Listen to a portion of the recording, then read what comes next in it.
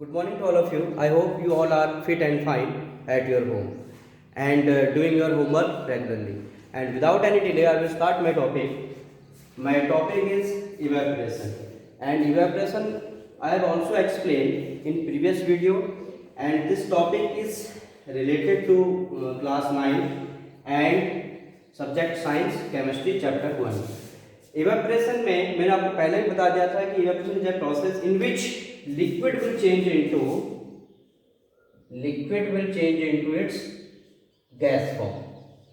Okay, तो यहाँ पर क्या होगा कि जो लिक्विड है वो गैस फॉर्म में चेंज होगा। ये मैंने पहले आपको प्रीवियस वीडियो में बता दिया था, लेकिन in this video I will explain about the factors in which evaporation is depend, यानी कि जो इवेपोरेशन है वो किस पर डिपेंड करता है, तो कैसे कैसे वो अफेक्ट होता है, तो उसके बारे में पढ़ेंगे। तो इवेपोरेशन इज ए प्रोसेस, ये आपको ये पहले इसको डिफाइन करोगे। Evaporation is a process in which liquid will change into its gas form. And मेरा आज का जो टॉपिक है वो है आपका factors. These are the factors. The first one temperature. Okay, the first factor is temperature, and second factor I will take surface area. Okay, surface area. And third I will take wind speed. And fourth one I will take humidity. Okay, so mainly these are the factors in which rate of evaporation is depend. तो यानी कि हम कह रहे हैं कि rate of evaporation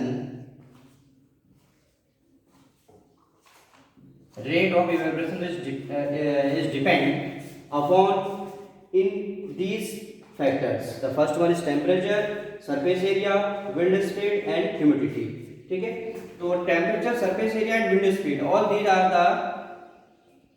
are directly proportional to evaporation. इसका मतलब है कि अगर मैं इवेपोरेशन या जो इवेपोरेशन है, evaporation is directly proportional to temperature, surface area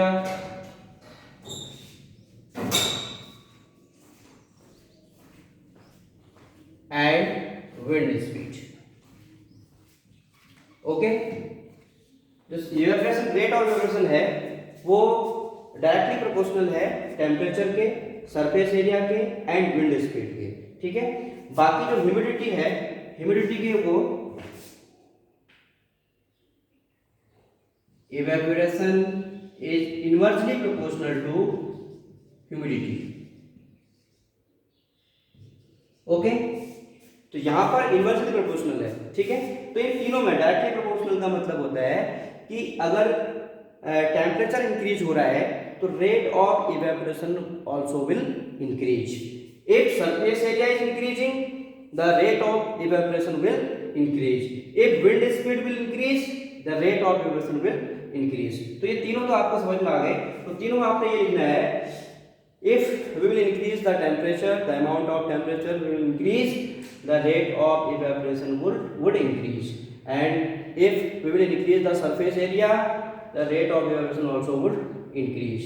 And wind speed, अगर हम हवा बहुत तेज कर दें तो तब भी क्या होगा, रेट ऑफ इवेपोरेशन इंक्रीज हो जाएगा। लेकिन ह्यूमिडिटी में इनवर्सली प्रोपोर्शनल है, अगर हम ह्यूमिडिटी को इंक्रीज करेंगे तो रेट ऑफ इवेपोरेशन जो है वो डिक्रीज हो जाएगा।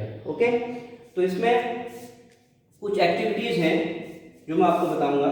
जैसे टेम्परेचर है, आपको देखा होगा, इसके एग्जांपल्स मैं आपको बताता हूँ। डेली लाइफ एग्जांपल्स हैं। These are the daily life applications of rate of evaporation. Okay, तो टेम्परेचर अगर इंक्रीज होता है, जैसे कि आपने देखा होगा कि सन्नी डे, जिस दिन पूरा कंप्लीटली सन आता है, तो उस दिन क्या होता है कि आपके जो वेट क्लॉथ हैं वो जल्दी सूख जाते हैं। उसका रीजन क्या है?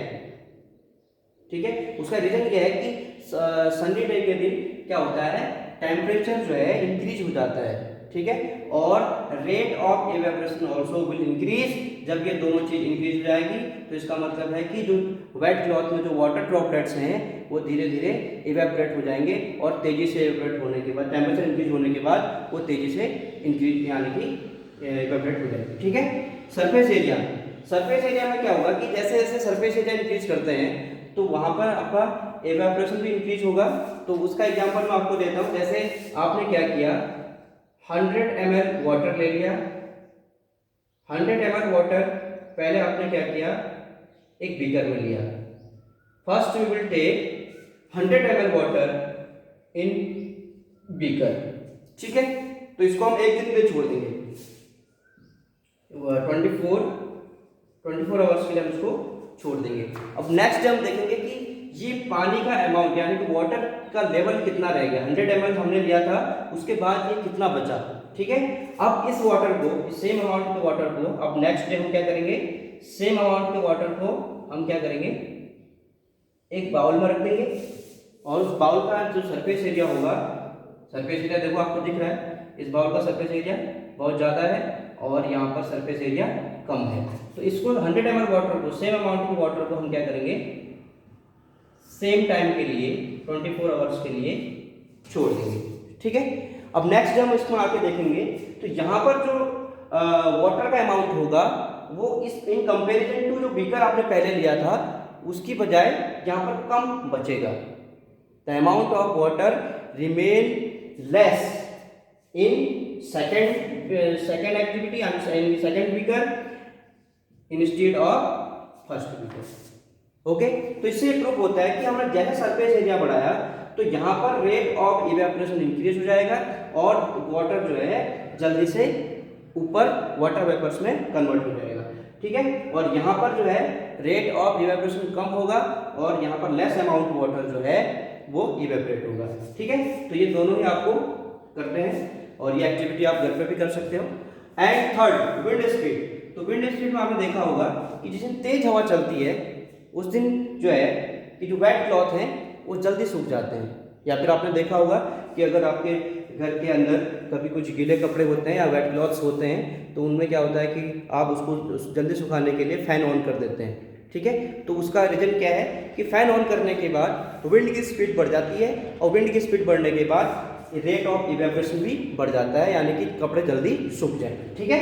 अब ह्यूमिडिटी में आप क्या करोगे कि ह्यूमिडिटी बढ़ेगी तो रेट ऑफ इवेपोरेशन डिक्रीज होगा। यहाँ पर उल्टा हो रहा है, इन तीनों वालों सेम था, जैसे जैसे बढ़ रहे थे तो रेट ऑफ इवेपोरेशन भी बढ़ रहा था। लेकिन यहाँ पर क्या हो रहा है कि रेट ऑफ इवेपोरेशन कम हो जाएगा अगर ह्यूमिडिटी बढ़ जाएगी।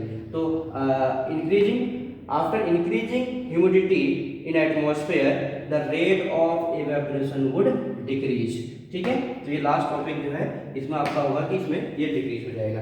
ठीक है। इसका एग्जांपल्स आप लेते हैं, जैसे कि रेनी सीजन होता है। रेनी सीजन में क्या होता है कि जो वेट क्लॉथ्स हैं वो ज़्यादा टाइम लेते हैं सूखने के लिए, ड्राई होने के लिए। ठीक है। तो ये उसका एग्जांपल्स हो जाएंगे। ठीक है। Wet clothes take longer time for dry up. Okay.